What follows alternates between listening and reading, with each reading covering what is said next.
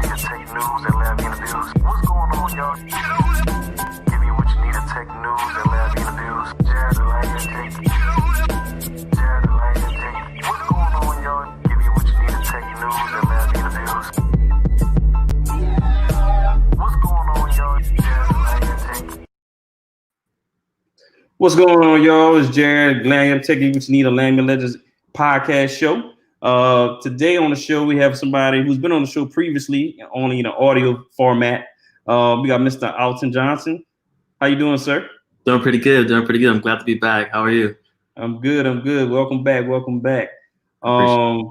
He's the CEO and founder of Vonahi Security. He will explain what Vonahi means. I didn't know what the hell it meant either, but he breaks it down. It's pretty cool. So can you give the people a little bit of background about yourself? Yeah, definitely. So I come from a cybersecurity consulting world, all ethical hacking, right? So my entire career was basically, helping companies protect themselves from like cyber attacks. So a lot of companies, they have to comply with security regulations like PCI, HIPAA, et cetera. And in order to maintain some of those compliance statuses, they have to, do security assessments to prove that their networks are not vulnerable to certain types of cyber attacks. And so that's pretty much what I've done for the most part of my career. And I started Vonahi Security about 2 years ago. And basically what Vonahi means is to pull from fire. So in Hungarian and Polynesian. So we wanted to kind of, have a name that's unique, that means something. If you Google Vonahi, you won't run across, a refrigerator company or nothing like that. So it's pretty easy for us to, kind of stand out on, on Google. So that was a go. But, all right, cool. Yeah, because it's a very catchy name. It's very interesting. So my first question is, what made you want to get in the cybersecurity field? Yeah, so as a kid, when I was around 11, 12 years old, basically somebody hacked me. So back in the AOL Instant Messenger days, AIM, right, you had chat rooms and everybody was just playing games and just talking. And so somebody hacked me when I was around 11 years old, and they actually showed me how they did it. And so I was curious. I was like, all right, well, cool. I know how to, I know how to do it now. So I started doing it to everybody else. And I didn't hack people at the time, just to figure out what their passwords were or, what their social security numbers. Like, I didn't care about all that. I was mostly just kind of curious to know if I could get inside the computer, if I could talk them into opening up a file, get into their computer. And once I got access, I was just like, all right, cool. Well, I'm bored now, on to the next person. So I did that for several years, and I didn't realize you can actually get paid to do that, legitimately, until I got much older. And so that's kind of what got me into cybersecurity. I got my first job when I was around, I want to say either 19 or 20 years old, doing the same thing, just kind of getting started with, ethical hacking. What is it? Kind of just supporting the guys on the team who were doing ethical hacking at the time. And I worked in IT prior to that. But yeah, that's pretty much how I got started in, in the whole field. All right, cool. All right. So if somebody, first of all, how does someone get into your field? Can you give a little background? How did you get in, your certifications, education, stuff like that? Yeah, definitely. So once I found out that you could actually get into the field and hack, legally and get paid to do it and make a living off of hacking, once I figured that whole situation out, I was like, all right. So I got into IT, just administering the network, kind of managing the firewalls, the servers. And we hired a company to come in and do a security assessment. And the guy was doing, he was doing an assessment to see if he can, hack the network. And so I remember asking the guy, how did you get into the field? And how do I get started? And when he told me the name of his company, which I knew that before, but once I started talking to him, after he left, I basically applied for that company 3 years in a row before I finally got the opportunity. So I think having an IT background really helped me kind of get into cybersecurity, because it's difficult to just jump straight into cybersecurity sometimes. But if you have a background of what is a computer, right? How do I fix a computer? What does protocols mean? Things like that. Then it kind of helps you transition into cybersecurity. But I would say nowadays the best way to kind of get into it is really to go after certifications, because some of your certifications, like from offensive security, they test your knowledge. Sorry, it's my ice maker just making all kind of noises. It was waiting for me to join the podcast, but you know, offensive security, they test your knowledge right on the spot, right? You just don't study a book and take an exam afterwards and have a certification that's very reputable in the industry. They basically test you to like try to hack a network, try to pivot from network to network, and that's part of the exam too. So you have to like prove that you can do the day-to-day work by going through the course, taking the exam, and passing the exam. So once you pass those types of exams, they really demonstrate that you can, you know, unless you cheated, of course, but they really demonstrate, that's the whole intention, right? It's to demonstrate that you can do what it takes to be a consultant in cybersecurity. Okay. And can you name, I remember on an older interview, you told us how long it took you to take the exam. Can you tell them how long it took you to take the exam? Yeah. So I have some certification by eLearn Security, Offensive Security, and for each of those courses, I did 90 days. But I was I was studying every single day. Like I thought I was waiting on my girlfriend at the time just leaving because I just figured I was coming down the road. You know, like I was in it, like I was dead in the certification exam. So I was working on the weekends, Saturday, Sunday, literally every day for 90 days. And after that, I felt pretty confident about the courses, and I passed the OSCP first attempt, passed the OSCE on I think the second attempt, and the one from eLearn Security was the first attempt as well. But I spent a lot of time. Can you break down those acronyms, because a lot of people don't know what that means? Those acronyms, yeah. It's not in cybersecurity, deep in security. Yeah, absolutely. So the eLearn Security, the certification that I have from them is called ECPPT, which is the eLearn Security Certified Professional Pen Tester. I have two from Offensive Security called OSCP and OSCE, which are basically Offensive Security Certified Professional and Offensive Security Certified Expert. Okay. Then you said at one point that one of those certifications you had to do something for like 24 hours straight or something like that. Yeah, actually the OSCP and OSCE. So they give you a small time. I guess it's not really small. That's kind of subjective, but they give you a time frame to hack, the targets, to achieve the goal, right? Which is to get access to the desktop and cat out a file or see a file on the desktop, right? And then you have to write the report. But those exams are so crazy that they literally take up a lot of your time. Like it's one thing to take a course and then you take an exam and you're tested on what you learned in the course, and then you can pass the exam pretty easily. But these exams, they challenge you to think outside the box. So, just because I was able to fly past the courses and, I was able to master the courses over and over and over, that didn't really mean that I was, going to be able to take the exams and just pass them straight up. So that took me a lot of time and research and, frustration, and that challenged me in every single aspect possible. I can imagine. Can you, I know it's been a long time, but how much did you spend on certification exams? Because I know a lot of high-level certification exams, especially in cybersecurity, IT, cost a lot of money. Did you do any type of training? If you did, how much did that cost? How much time you spent before you took those exams, studying, preparing? Yeah, definitely. So when it comes to the 3 cybersecurity certifications, I have 12 total, but most of them are just mostly IT related, stuff like A+, Security Plus, I was getting started into the field.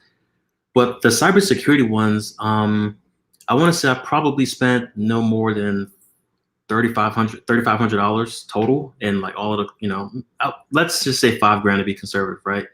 But yeah, and that's, that was a pretty good price to pay, because the amount of information I was able to learn from those courses is crazy, right? And I've already, made that money back using that knowledge. So that's not really, too expensive if you think about it from the long term. All right, cool. So you got some high-level certifications, you're in the field, you're doing your work. So what made you want to start your own cybersecurity firm? Yeah, definitely. So first of all, I have a lot of ideas, right? And it's sometimes it can become hard to explore those ideas when you're working for another company. A lot of companies nowadays, they're afraid to, adapt to change, or they don't want to really kind of move with the technology and the pace that the technology is moving in, because they're, already established. They've got a lot of money already coming in. So it doesn't really hit home as much. So while you may have some ideas and they sound cool, they may not necessarily get implemented because it's not a high priority, right? The company isn't hurting. So when I was working for my last company, and I still have a really good relationship with them. I love them, and we talk actually quite often. But I had an idea to take. So just to kind of put it into perspective. So a cybersecurity consultant, what they typically do is you get an assessment.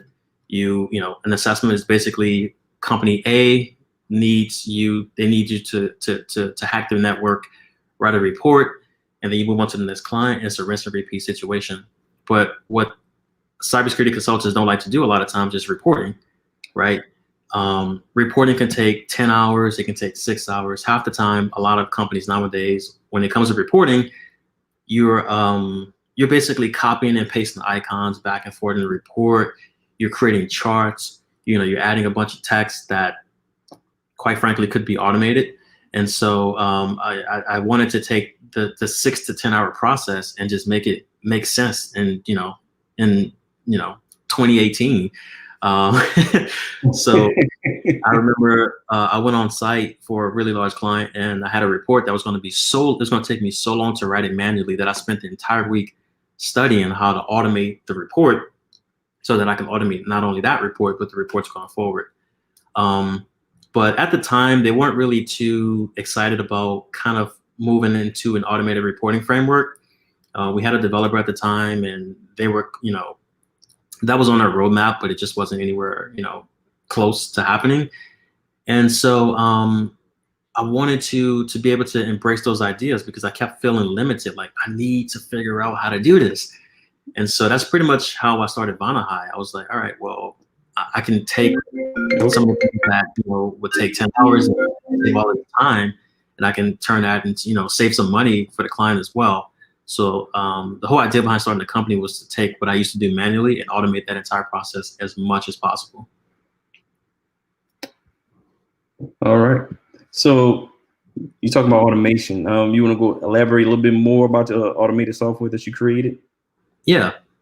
So as I was going on site working for clients, what I started doing was basically jotting down what I used to do, my methodology, kind of my thinking process, right? If I ran this command and this was the output, this is what was next on the list. And so I started developing software to essentially do that for me, right? So rather than run the exact same stuff every single client, I just click a button and it runs it for me, right? And then after I got that accomplished, I was like, okay, well, these are what the results could potentially be. So if these are the results, then this is the next step. These are the next steps that I take. So over time, I just started developing more and more and more. And essentially, I just started saving more and more time with all of my assessments. So like right now, we're automating the reporting process. We've taken that same 10-hour process, and it now takes seconds, literally. And we don't even click the button to make the report. It just makes it on its own. So, and we're starting to see now in the industry that people are starting to realize that, oh, wow, this is possible. And the results are better than what it would have taken, what a human would have, produced. Right. So it's been an interesting experience. All right. So so now you're automating the process. So how long did it take you to develop the code? Did you do it by yourself? Did you hire an independent contractor, or your employees assisted you? How did you go in about creating it? Yeah. So initially, when I started developing automation code, I was doing it for myself, just to automate some of the work that I was doing for 1099 contract work as a cybersecurity consultant, doing contract work. And I was like, okay, so I had an interface to it, like a front end interface. But at some point, I started kind of, just kind of throwing out little seeds on LinkedIn. Hey, we're automating pen testing, and people started catching on to it. And they were like, oh, wow, what do you mean? And so when I showed them the dashboard that I created for myself, Oh, before what is pen testing? Some people don't realize what pen testing is. Gotcha. Yeah. So penetration testing is basically you hacking a company or Ethical a hacking. network. What you say? Ethical hacking. Ethical hacking, exactly. You're getting hired to do it. It's not illegal, you know? Okay. Yeah. Go ahead, finish. Yep. And so, you know, when they started expressing a lot of interest in an interface, I started tweaking the interface to not be for myself, but for them. And as I started doing that, I realized that, okay, well, there's a lot of people out there who need, you know, a platform like this to help them automate pen testing and offer it to their customers. So at that point, I was able to maintain a development for myself for quite some time. And then I realized that I needed to focus on some other areas in the business. And that's when I hired a developer to just only, you know, modify or develop the front end. And I would just basically take care of the back end, the hacking pieces, you know, and chain those together. All right, cool. All right. So how do you go about being, since you're young, to own a cybersecurity firm? So how do you go on about getting clients?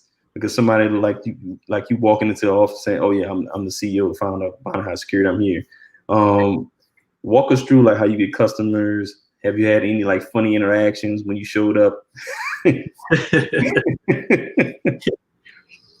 Yeah, it's, you know, it's been interesting.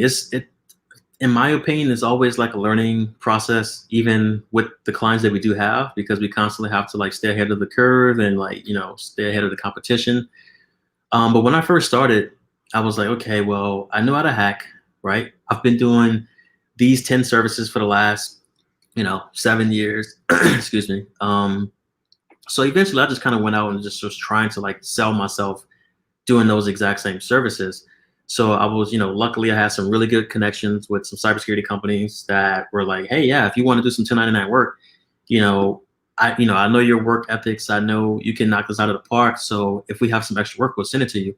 So I started establishing that kind of like relationship with multiple cybersecurity companies to the point to where eventually, you know, Q4, which is Q4, usually the busiest time for cybersecurity companies, in my experience.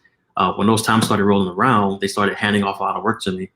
So I was able to, you know, that process was able to put money in my pockets, allow me to buy some time to figure out ways to kind of like market and sell myself. And it wasn't until when I started developing vPentest front end, we finally found our place in the market. So rather than being just another cybersecurity company offering the same services that hundreds of other cybersecurity companies are offering, we realized that we have a platform that doesn't really exist on the market already. And so we started, you know, and there's a demand for it. There's a need for it. So we started honing in on that process, and we've learned to kind of like, you know, tweak the messaging, reach out to people who can put us in contact with those individuals. Okay, cool. Yeah. I got a comment for somebody like from YouTube. Train. How about the time how to do basic math on a demo? Laugh out Oh my goodness. All right. So so we've had some funny scenarios. So Trandy Anderson, she's our chief marketing officer, and she is amazing. Oh, that's the one who does the posting, like all the graphics. They nice. Yeah, they nice. Oh yeah. I know. I still say that, and it's been like, you know, over a year later. It's crazy. But so, you know, we had a time where we were trying to like figure out the pricing, right? I know traditional ethical hacking assessments cost this much, and I know I can automate it. So I was like, okay, well, if I can still be competitive, because I don't want to be too cheap, then, you know, I'm going to stay at the, you know, similar price. But then over time, we got the pricing stuff sorted out. And so on our demos, we usually like tell the client, you know, hey, this is how much it costs, right? And, you know, we have a pricing model that, you know, they can purchase a block of IP addresses, you know, and they can allocate it however they want. And so, you know, we have these scenarios where they're like, all right, well, if we've got 500 IP addresses, what does that mean? And so I just started doing some basic math, and I'm like, yeah, so if you've got 10 clients with 50 IP addresses, then, you know, that's 500. And I'm just like, wait, hold up. That's 100 clients, 50 IP. That's like, you know, that's crazy. So I choked up on his demo for like a good 30 seconds trying to do some basic math.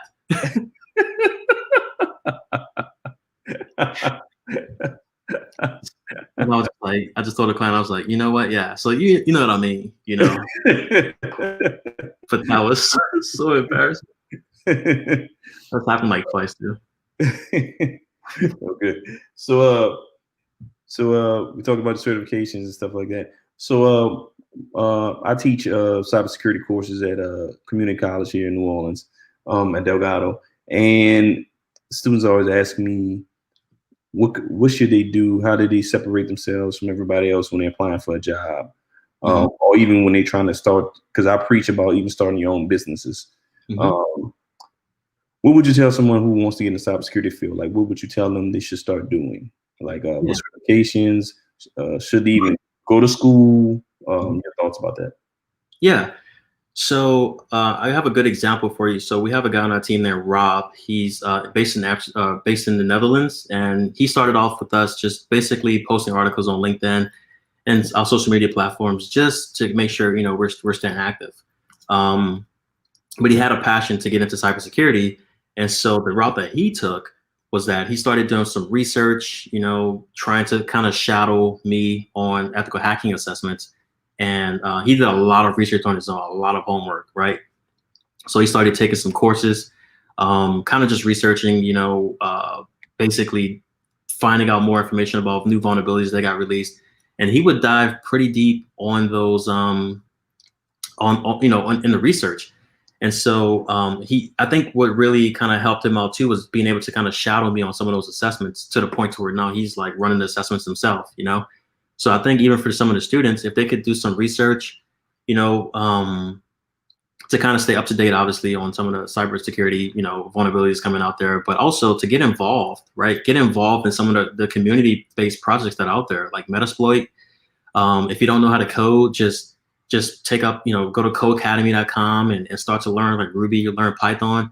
So one of the things that Rob was able to do was, you know, without having, you know, 5 years of experience, he's already written like 9 Metasploit modules. He's got, you know, several CVEs published, which are just, you know, vulnerabilities that are published on the internet and documented. Well, hold on. You talking too tech. You know, they got people that are watching who don't know all that. So explain what a Metasploit is and what Ruby and Python and Linux. What are those? Yeah. Let's start with the programming language. That's so much learning when you're going through cybersecurity. Gotcha. Yeah. So one of the most valuable things that you can learn as a cybersecurity consultant is how to code, right? You don't have to be a professional developer, but if you know how to make your job more efficient, then you can excel really well in cybersecurity. So Ruby and Python are the 2 most common scripting languages in cybersecurity. Like, for example, if you are trying to do an ethical hacking assessment and you want to make whatever process that you're doing much faster, you can learn one of those 2 languages, or other languages too, but you can learn one of those 2 languages to essentially create scripts and tools to make your processes much faster. So I say that to say that Metasploit is written in Ruby, which is, you know, a popular scripting language in cybersecurity. And it's something that a lot of consultants use on a day-to-day basis doing their jobs. So if you can get the opportunity to learn how to contribute to some of these projects, whether it's fixing an error, setting up a lab environment, testing out, you know, certain exploits, certain security vulnerabilities, then that will really help, because you'll learn to write code, which will, you know, you'll be able to create tools, publish them on GitHub, and you'll be able to put that on your resume. So by the time you go to apply for a company to say, hey, I want to work with you guys, they're going to say, oh, this guy knows this coding language. He's, you know, fixed these tools. He's written stuff in Metasploit, and they're going to want to take a look at you, because a lot of people don't consider that when they're trying to get into cybersecurity. Okay. What is Metasploit? Yeah. So Metasploit is a tool that a lot of cybersecurity consultants use on a day-to-day basis. So using Metasploit, you can launch exploits, You can check for vulnerabilities on certain systems and certain services.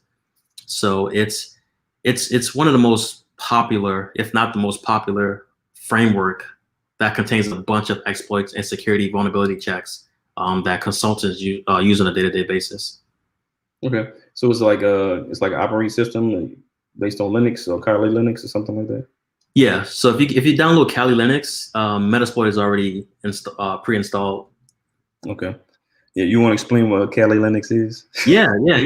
So Kali Linux is a penetration testing operating system. So, for example, if you need to do an ethical hacking assessment, you probably don't want to run Windows and download a bunch of tools onto your Windows box. I mean, you can, but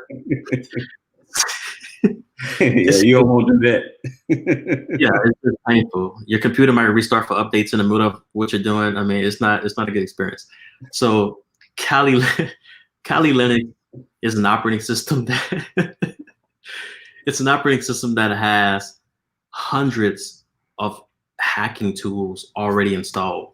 So whatever type of hacking attempts or exploit attempts or security vulnerability checks you want to do, there's probably like a 95% chance that the tools that you need to check those vulnerabilities to launch those exploits already exist in Kali Linux. All right, cool. Yes, and it is free. It's open source software, so you can download it right now if you want to. All right.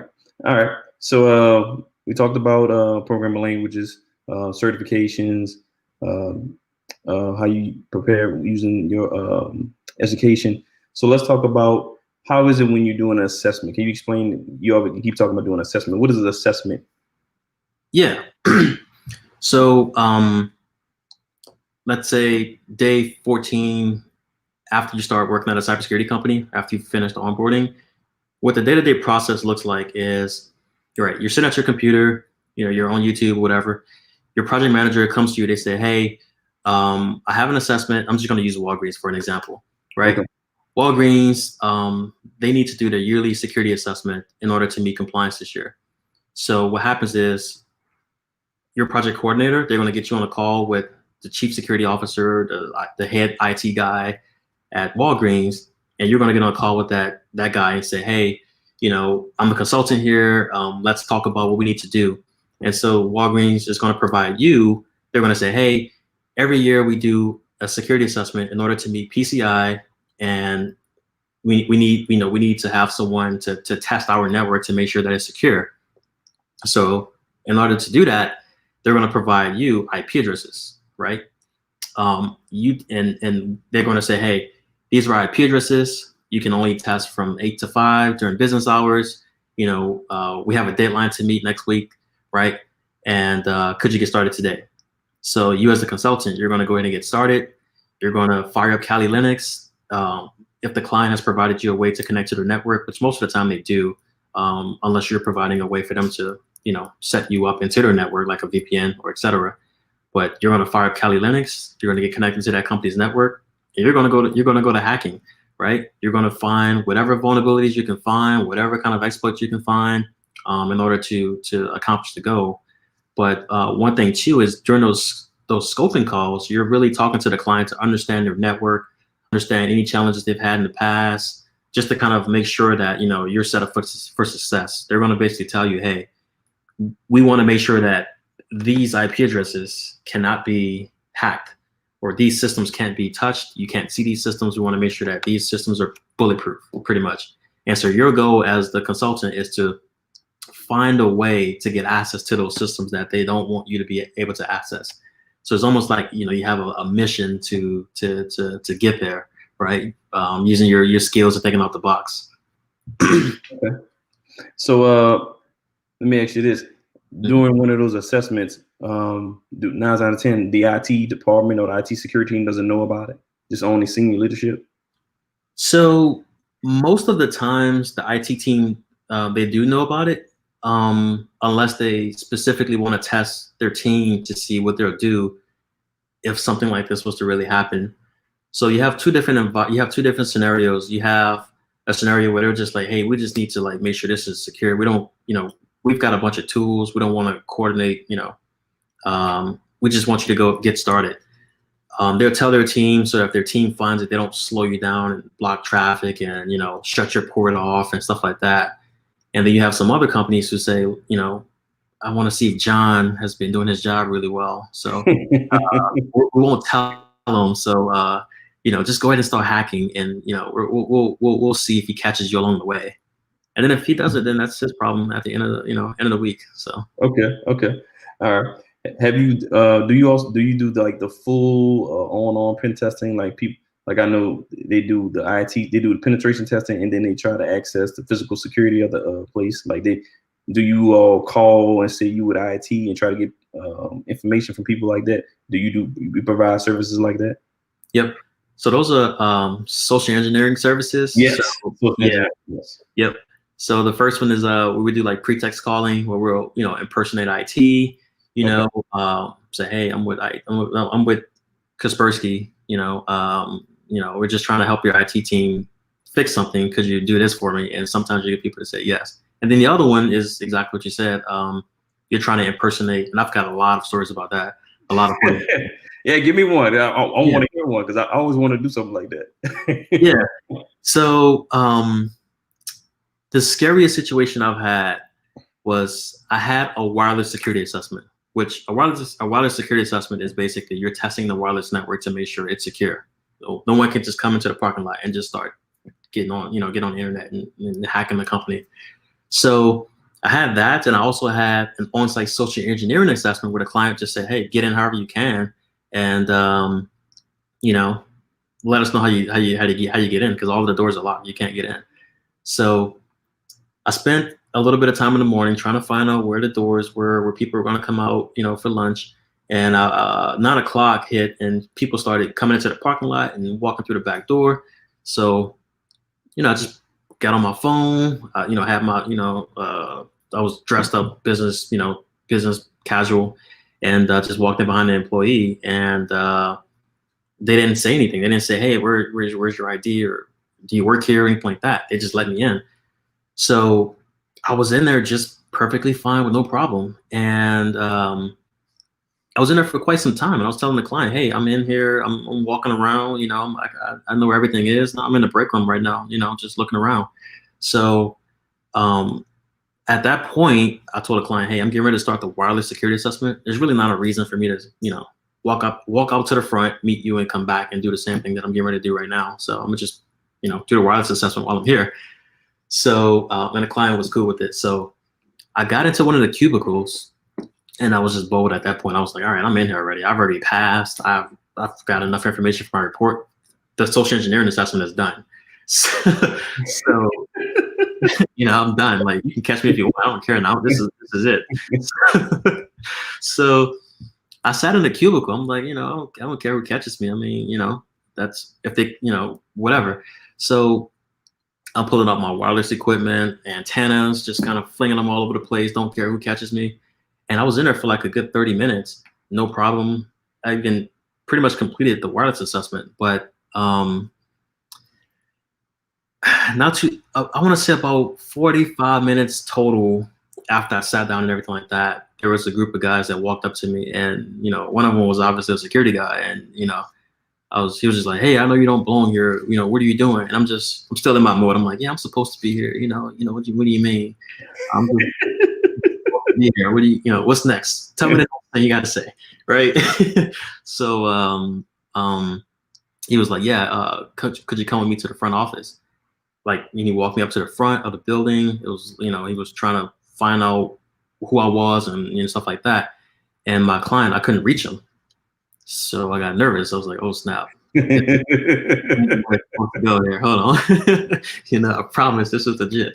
So, but yeah, I thought I was going to call the cops, and that was going to be it for me. So that's what's up. Yeah, I always want to do some type of social engineering attack. Yeah. Okay. So speaking of that instance, what was your biggest mistake during your career, and how did you come back from it? Biggest mistake. That's a tough one, honestly, because I don't feel like I've made any mistakes. I feel like every decision that I've made, even going from job to job, has always like, served me really well at the end of the day, even if it was pretty nerve-wracking up front, you know. Yeah, it's kind of hard for me to look at anything like that as a mistake. I mean, I may have hacked the wrong network before and wrote a report on the wrong client's network. Hey, that's a mistake. Yeah, you know what? That's a good thing. That's a mistake. Yeah. So I got hired for a client to do some work, and they provided me the IP addresses, and I just fat fingered some IP addresses. Found a whole bunch of vulnerabilities, and I put it into a report, and the client was like, "You listed like 10 report findings here. This is bad. This is bad. This is bad, and none of these belong to us." And I was like, "Oh snap! What is this going to look like?" So yeah, so I mean that was a pretty big, Did you tell a company with the wrong IPs about the vulnerabilities?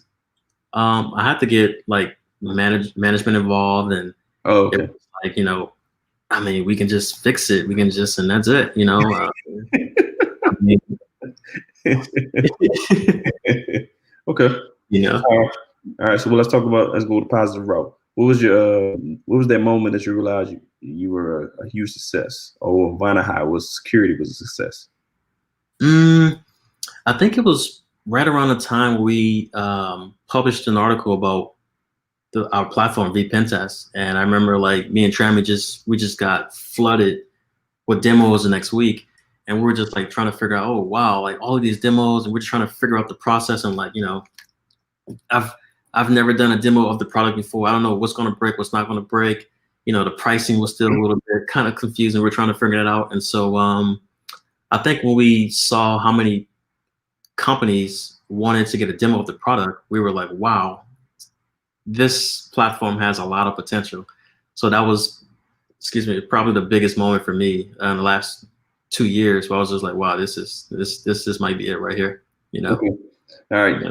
You talk a lot about demoing. In my classes, I like my students to do a lot of presentations. I'm ready to do like demos or interviews, presenting themselves, their resume, or the project that they're working on to get them ready in the real work field. Can you tell them the importance of being able to speak in front of complete strangers, being able to sell yourself or your product or your company? Yeah. I think for me, it's interesting because nowadays, like when our sales guy hear me on a demo, he's like, man, that just sounds so good. I want to learn, I want to be able to present and talk about the technical stuff like you can. But for me, it was just a learning experience. I mean, I thought like I had like practiced some public speaking. I had tried to get as comfortable as possible. I was, moved to a different city and trying to network and just be out and open as much as possible. But I think on those demos, it was really just kind of a learning experience. Just kind of like you record them, you start talking, you realize that the client was confused when you started talking about this, or this didn't really resonate too well. And so it allowed me to kind of like tweak my messaging a little bit more and, kind of like put some personality into the demos too, which is super important because some people just do demos and they're just talking and there's like no laugh, no smile. It's just like talking to Siri, on a demo. Like, that's gonna get boring real fast. Okay. So, yeah. All right. So tell me, how is it when you're presenting your demo for your software? You said earlier, you want to show a picture of it if you want to share a screen, so the listeners and subscribers and my students can know what you're talking about. Yeah, definitely. Let me, I'm sure I've gotten logged out or something now. Oh, here we go. Cool. And while you're doing that, I'm trying to settle like a huge debate. iPhone. What operating system do you recommend the most? Is it Windows, Mac OS, or Linux? Absolutely. Well, first of all, in my opinion, absolutely not Windows. Absolutely.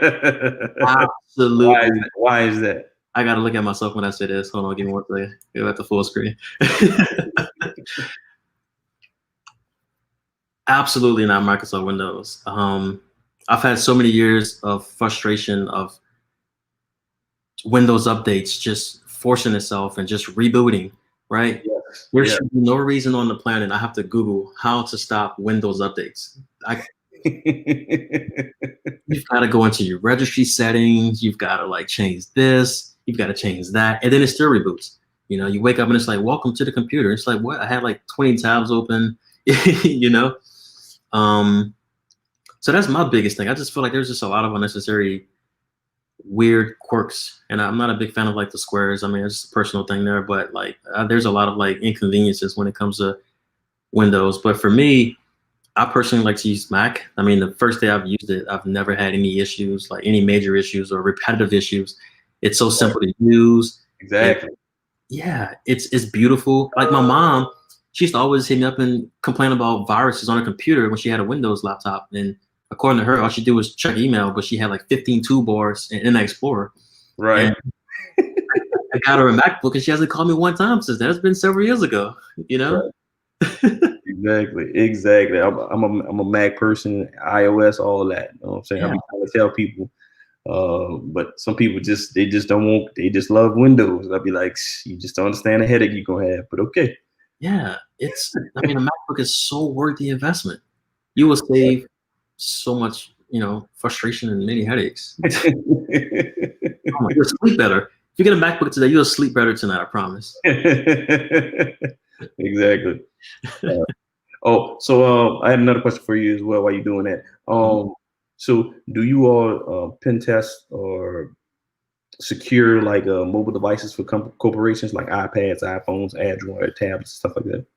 Yeah, so we do some mobile app assessments, iOS and Android. I personally haven't done many myself. I've only done a few, just a handful of them. I've mostly been kind of focusing on like network pen testing and application testing, social engineering, but I have a lot of resources that people I used to work with and some really close friends that do mobile app testing on a daily basis, pretty much. Okay. Yep. Share your screen. Hold on. Yeah, all right, there we go. Yep. So, for us, this is kind of like the bread and butter when it comes to our platform, right? We in terms of like, so here, what you're looking at here is basically a way to kind of track a pen test in real time. So, in the past, basically you have a person, a human, who has to communicate with the customer and say, hey, all right, I'm ready to start testing. And then once they get on the network, right, they're doing a lot of stuff manually. And, hackers, or ethical hackers, pen testers, consultants, whatever you want to call them, we get so excited when it comes to the hacking. We don't really, we forget to communicate with the customer, hey, I found this, or hey, this may be an issue. We're so focused on being the baddest hacker and like just being super, super cool with what we're doing. And we forget to provide value to the client, right, and maintain communication. So with this dashboard, we basically wanted to kind of solve that, so that what you're looking at here is a way for our customers and partners to kind of track a penetration test when it happens in real time. So again, we automate this entire process, so there should never be a question about what exactly are you doing? Did you test this system? Did you hack this did you hack this network? Did you get access to this computer? They can see this in real time. So so are you the one running the program itself, or is the customer, once it's on a network, they manage it? Yeah. So all I really do is just kind of make sure that they run properly, but the client, they have the ability to it's like a very simple process. They can schedule the assessment on their end. They can go through like a scheduler, which is like 6 easy steps, and then that's it. Once they schedule that, it kicks off and gives them access to this page so they can watch it happen in real time. Okay, cool. So it sends reports and alerts. Exactly. So they get alerts in real time. They can subscribe to text messages in real time. I've had a few clients that were so technical, they wanted to watch it happen in the back end, and they really got excited about that. And the reporting, once this finishes, the report is available. So there's no 2-week period like, the traditional route is. Okay. All right. Yep. So they pay you like a monthly subscription fee for access to the software? Exactly. Yep. All right, cool. So is it everything's virtual? Is it a physical device that needs to be on a network for this to work? So they have the ability, we try to push for virtual, because we don't, when it comes to hardware, that can just become an issue with like inventory, and you wait on this device back from that client. You've got 50 of them stacked in the closet. It's just a pain. However, we do utilize the Raspberry Pi as a physical like device that our partners can purchase from us to ship to their clients to run the platform or run the pen test rather. Okay. All right. Yep. This is cool. This is cool. Yeah, that's very interesting. So all right. All right, let me, that's cool. So it gives you all the information that you need. So let me ask you this. So since you created a software that automates your job, what about when you want to expand your company and you actually need real cybersecurity individuals? So that's the good thing. The platform allows us that scalability, right? Whereas traditional companies, they have to find somebody who is qualified to do the work, find somebody who can communicate, somebody who is technical enough, somebody who is available, they have to pay for benefits, they have to pay for so much stuff. There's a lot of overhead.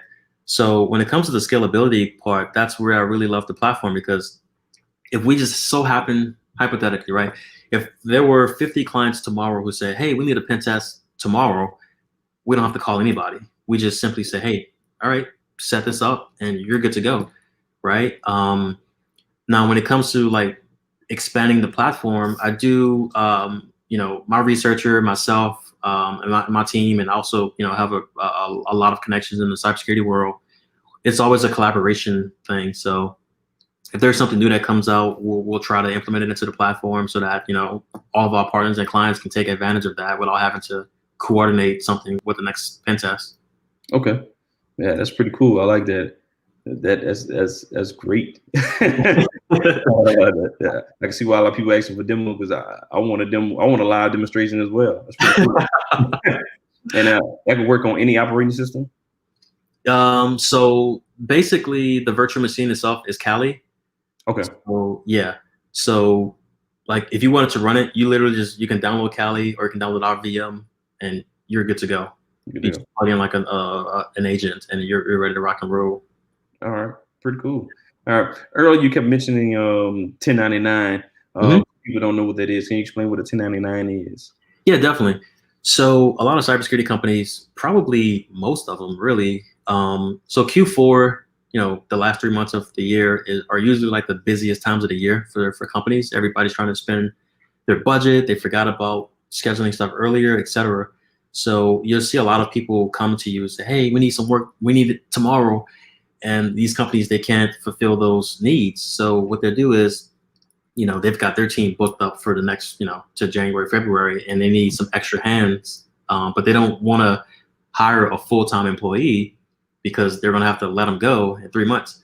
So what they do is they have these people that are on standby who can, and they're 1099 contractors who, at the time when they need them, they just say, hey, Bill, Dave, John, can you guys do these assessments, next week, next month, whatever the case is, and they do it. They get paid, and Bill, John, and Dave, those are the 3 names I can't remember. They just go back to their day-to-day stuff, whatever they're doing. So they're basically just like available on standby, and it really works out for like people who don't really want to work full-time for one particular company. They have the freedom to kind of bounce around between companies, no conflicts, nothing like that. So it's a really good option in my opinion. It just the stability, you just don't have the stability, or sometimes the benefits, but the health benefits and stuff. All right, cool. So let's talk about what was that? Let me look at my notes 1 second. I had a question in my head and I forgot. I'm getting too old. I had it in my head and I forgot. The 2020 effect right there. Yes. All right. So, being a man of color, have you ever been come to a client and they didn't know that you were African American? Did you have any issues with that? I've interviewed people and they told me how they come to help clients and they didn't realize they were Black, and they'll lie to them and say, hey, we didn't call you, and be like, what are you talking about? But yeah, have you had instances like that? That's interesting. No, I've had like 1 or 2 clients say, hey, I thought, like, oh, wow, all right.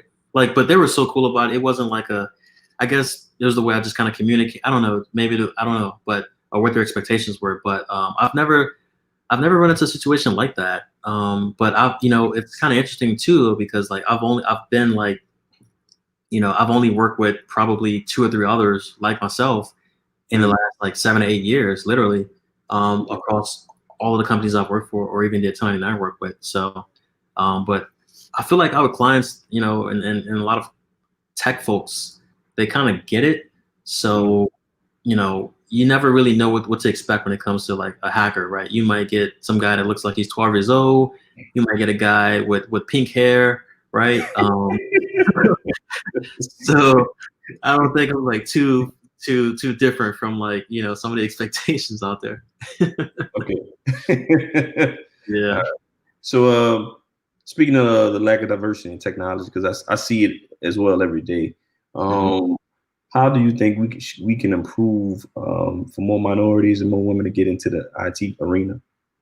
Yeah, I think mostly just having some more programs to kind of like offer those opportunities, right? Because everyone doesn't want to go to school, and so like, all right, what are your options now, right? There's not a lot of like information out there that's available for you to kind of like say, okay, well, this is the other path, right? Versus going to school. So I think just kind of having more programs, even like the Spareware program that we did like 2 years ago. I'll be speaking at Delgado, I believe, in November as well. So just kind of like keeping those opportunities open, and those types of programs, I think they're going to be really helpful in those areas. All right. So what is the future plans for Vonahi Security? Yeah. So this whole automation space has been very interesting. 5 years ago, if you had talked about AI, everybody would have been like, ha, AI. Right. People still like that. People still AI gonna take over. Yeah, AI, whatever, one day. And now they're talking to Alexa at home every day. And like, what I'm saying? So it's like, we're really trying to embrace the automation space. One of the things is that, again, people don't believe in automation, but we see it happening every day. I've had a client who their entire kitchen at their main restaurant was automated, except for people bringing the plates back and forth. It's like, it's happening every day. So we really want to keep barking up this route and kind of helping companies who couldn't afford cybersecurity services in the past be able to afford them by implementing, automated processes, automated platforms, automated code, so that we can not only scale, but also offer to, people who haven't been able to afford it in the past. So we really want to get it in the hands of more people than, it's been possible in the last, 10 years or so. Okay. So since you're a business owner, you're in your own cybersecurity firm, when you look for somebody who wants to work with you or partner up, what characteristics or talents are you looking for? Yeah, I think for me, it's mostly somebody who's hungry, right? So, because anybody can put anything on paper, right? But somebody who can think out the box really stands out to me, because that means they're super, super anxious to learn more. They're going to stay up and do more than what we ask, right? Like, they're going to be doing their own homework. And that means a lot, because that's the kind of people that we want to put in front of a client, right? We want a client to see that the person that they're working with is very excited, they're very knowledgeable, and they're not just working just to get a paycheck. Because you can run across a lot of people like that who just want to work there just to get paid, because in cybersecurity, they make a lot of money. So, you might find a lot of people who just want to do that rather than actually learn more and bring more to the table. And of course, with us being in the automation space, like, we want to stay ahead of the curve, and we can't do that if the people that we're working with, like, if they're not hungry for more and more knowledge, we'll just fall behind. It doesn't make any sense. Yeah, you see them all. I already said it. Yep. The future of offensive cybersecurity with automation. Yep. Exactly. Yep. Okay. It's gonna be very interesting. So let the people know where they can communicate with you, and give them all your social media handles. Yeah. I would. So for me, Instagram is probably the place where I'm most active. My Instagram handle, my personal Instagram, is ALTJX. Also LinkedIn, it's Alton, ALTONJX. I'm posting mostly like cybersecurity stuff on there. But yeah, I would say hit me up, on Instagram or even on LinkedIn, to be honest. I mean, or even Twitter. Twitter is Alton, Alton JX as well. So I would love to talk and also check out my personal site, which is altonj.io, which was built by Trammy completely. So a lot Yeah, shout out to your CMO. She puts out a lot of great content. I'll be like really impressed. Like it's nice. Like I remember I called you one day. I was like, "Yo, what software are you using to do that? Like that is nice." And you're like, "Nah, it's my CMO." I have to like fight people off of Trammy like every week. They're like, "Hey, can we hire her for some content?" Like, nah, leave her alone. Yeah. Yeah, she does great work. All right, man. You got any last words? Anything you want to, especially tell to my students who will probably be watching this later? Anything you motivate them? Anything they should do? Anything? Any habits that they need to learn to get in the cybersecurity field? Yeah, I would definitely just say, definitely invest in some self-study courses, right? Like, don't expect to go someplace and for them to teach you, because especially nowadays, we're all working remotely. Like, luckily, I was able to work in an environment with a bunch of good people, and I was able to just slide my chair back and forward and learn a lot of good information.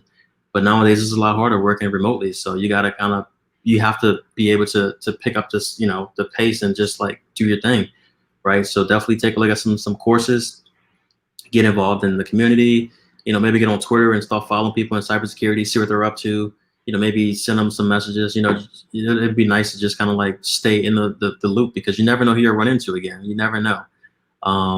But yeah, just, learn how to code. That's going to be super important. If you're trying to get into cybersecurity and you don't want to learn how to code, you're going to hate this field, because you're going to be so slow. You're going to be so slow. You won't be able to get anything done. And it's just going to be a pain. So learn how to code for sure. Yeah, I forgot to ask you that question. Yeah. How has COVID impacted your business so far? Surprisingly, so here's the thing, right when the COVID started happening, we were just like, oh man, the whole world's shutting down. We're probably not going to get any phone calls. But for some reason, it picked up a lot more. And I think because people started working remotely, you still have to do cybersecurity stuff. You can't just say, oh, COVID, so, we don't have to meet PCI this year, right? Or we don't have to do any, because the hackers are still going. They don't care. COVID 19, 18, 22, they don't care. They're going to still try. So, a lot of people have shifted over to remote work, and I think that sparked a lot of like interest in, all right, now that everybody's working remotely, how do we properly secure our new infrastructure? So, okay. Yep. All right. I got maybe one or two more questions. Yeah. Ransomware is on the rise. I'm teaching my students. They be holding cities, schools, colleges. What is your advice to any of your clients when wants to get attacked by ransomware? Should they pay it? Should they not pay it? What are your thoughts? Yeah, see, that's always been like an interesting scenario, because it's really kind of just depending on what kind of data is at risk, right? Because I think like there's a lot of agencies that will say don't pay it, and you have some that say do pay it. But I think ultimately, whenever it comes down to it, it just depends on that business and what's at risk, right? If there's not a lot of stuff at risk and it's a small ransom, then to them it may be worth just paying that so they can move on and recover. But then to some other companies, they may not want to do it because they don't want the bad guys to say, oh, well, everybody's paying, so let's just keep this going, right? So you have like pros and cons of both scenarios. So I think it really just depends on the business and like what's at risk and how they evaluate risk and what's susceptible to them, and what their tolerance is to the risk. So. All right. This is my last question. I promise. Yeah, no problem. Yeah. All right. Being that you own your own business, you're an entrepreneur. How's your work-life balance? Ooh, that's a really good question. All right. So the first year and a half, maybe first 2 years, really, I really didn't have a life, right? So I was working on Saturdays, working on Sundays, trying to figure out the next move, how to grow, how to expand, right? I was doing 1099 work, so I was like, all right, this may not last a long time. So how do I prepare for the worst whenever that situation comes up? So I was constantly like just in the office. But, you know, I ended up taking a trip and I was, you know, back, I think it's back home to New Orleans. And I kind of felt guilty because I was like, oh man, I shouldn't be doing this. I should be working. It's the weekend, you know, I need to be thinking about the next move. But when I got back, I was like, wow, that felt very refreshing. And so I felt more productive. And so since then, I've been like, you know, and with the help of like getting more people on my team, I've been able to finally get back to having, you know, a pretty normal, not necessarily all the way normal, but more normal than it has been over the last few years. So for a while, it's been crazy, like absolutely crazy, like getting home on, you know, going to sleep at like, leaving the office at like 1:30 on a Monday morning, you know, past midnight, right? Because I'm like busy trying to figure stuff out. So it feels a lot better now though. Right. That's why I tell my students, when you first starting off in your career or your business, you got to put in the work at the beginning to enjoy your labors and later on in the future. Yeah. And speaking of that, you know, I think, so obviously now I know how the business is, and I would be able to recreate Vonahi again in a much shorter time frame. But I think if I had a mentor up front, I think we probably could have saved a lot of time. So I think if I were to say something to them or to one of them who want to start a business, I would definitely say if you could find a mentor, somebody who's just, you don't have to like take up all their time, but just to like poke, poker, like just kind of ask them some questions from time to time to figure out ways to bypass some of the pains and struggles. Because there's a lot of stuff that I learned that, wow, if I could do it again, I would be much like, you know, if I had to rewind time with this knowledge, you know, it'd be much different. Okay, if you had the opportunity to ask a mentor, what would you ask them when you started the company? Yeah, just kind of like what, you know, how to differentiate myself for one. What does that look like, right? I have this idea about automated pen testing, but how do I go about it, right? There was stuff that we had to learn, like, because when I first developed the automated pen testing platform, I was just making a platform to automate pen testing, but then I didn't think about scalability until we started getting a bunch of people coming in, and then we started realizing that, oh, well, if we're on a phone for all these types of things, we need to figure out a way to automate that. So I think I would ask them, like, how do I create a blueprint so that I can create and scale a business in today's world? Because it's going to change again, you know, in the next year or 6 months. Okay. Yeah. Right, good. Yeah. All right. I'm gonna keep y'all too, man. Thank you for coming on the show. Remember, everyone, please follow, like, subscribe, share, tag us in it. Make sure you hit up Vonahi Security. Shout out to his CMO, who be doing the most on his social media handles. Like I'm not gonna lie, when I called you, I really wanted I wanted her to work for me too. Like she's for me. Like I'm not gonna lie. Like I would want to know that do she do contract work on the side or something, you know? But oh my goodness. Yeah, I know she loving it. I know she loved it. All right, y'all. Thank y'all for coming on the show. Yep, I appreciate you having me. Yep. All right. Thank y'all. We out, y'all. Good night.